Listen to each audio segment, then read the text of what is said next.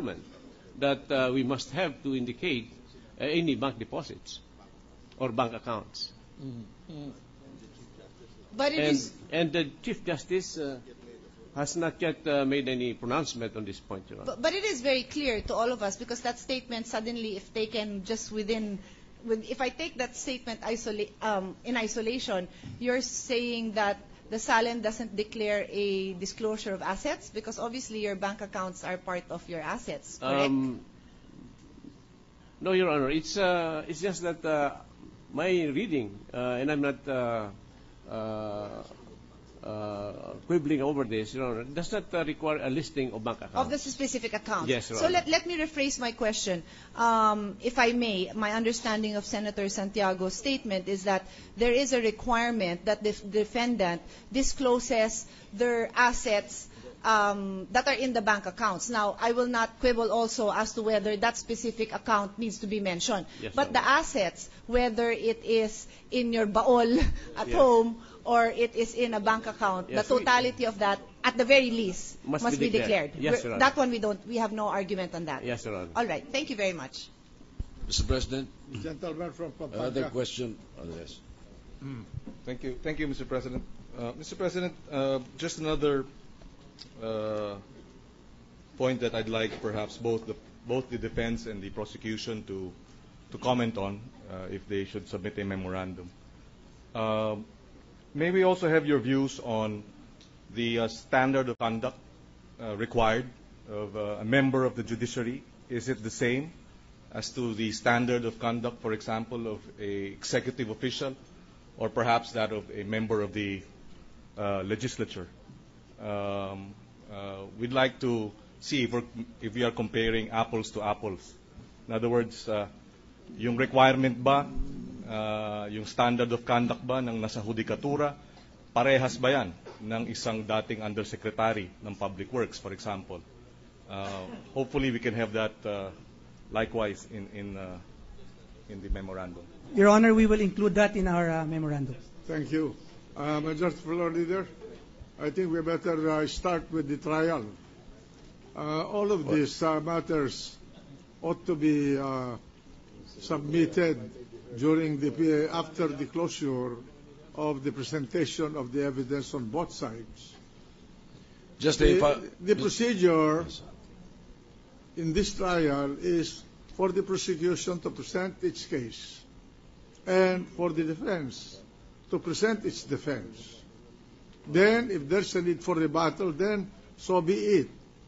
And the memorandum, if at all, will come after the presentation of the prosecution's case and the defense rebuttal of the evidence of the prosecution. That's where we are at the moment.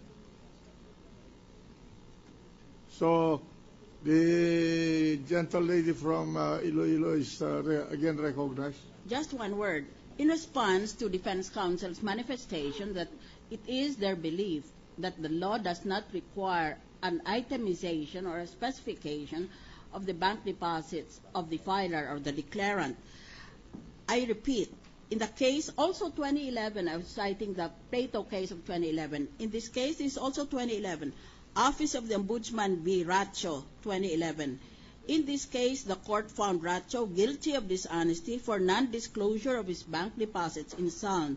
The court held that, quote, in this case, Racho not only failed to disclose his bank accounts containing substantial deposits, but he also failed to satisfactorily explain the accumulation of his wealth or even identify the sources of such accumulated wealth.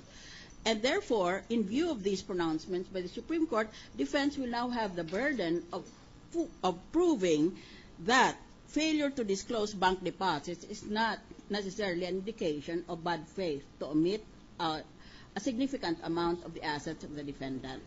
We agree, Your Honor. So, Majority Floor Leader, Mr. President, may I suggest that we go on with the trial? Yes, we are and now ready. Let's hear the defense present the case for the respondent. We cannot judge this on the basis of manifestations or just the the evidence presented by the prosecution unless the defense is ready to say that we waive our right to present evidence. So, Mr. President, And I don't think that they're going to waive that. We are not, Your Honor. Now, there are issues here that must be clarified. And that is what we are waiting for. Yes, Your Honor. Mr. President, we are now ready to... As far as the presiding officer is concerned, there's only one standard for high officials and lowly employees of this government, and that is found in the first sentence of Section 17 of Article 11. To tell the truth and nothing but the truth in your declaration of assets, liabilities, and net worth. So proceed. We're now ready for the continuation of the presentation of evidence by the defense, Mr. President. Before we proceed, Your Honor, I just would like to make a manifestation. It is unfortunate, and we apologize that our Chief Defense Counsel is presently ill, Your Honor. Indisposed, Your Honor. So in the meantime, I'll be acting lead counsel for the defense if the Honorable Presiding Officer would permit. So proceed. We cannot control who is going to handle the defense of the respondent. You're the panel designated by him to present his case. Do so. Yes, Your Honor. We have specific assignments in the presentation of evidence, Your Honor. So for the first, may we call on may we request that Attorney Tranquil Salvador be recognized? Attorney Tranquil Salvador has the floor. Magandang hapon po, Senate President. Yes. If I may proceed, Your Honor. Last Thursday, I think the parties have agreed to enter into a stipulation on a singular document, Your Honor, in connection with the subpoena duces tecum that was issued by this honorable court. And for the record, let me state it. It pertains to tax declaration number F-10002-35345 pertaining to CCT number 85716 issued by the Register of Deeds of the City of Makati, particularly pertaining, Your Honor, to unit number 31B of the Columns Ayala Avenue, Makati City, Your Honor. And Your Honor, in the light of this stipulation with the opposing counsel, let me put it on record that the document was previously marked as our Exhibit 150. Okay?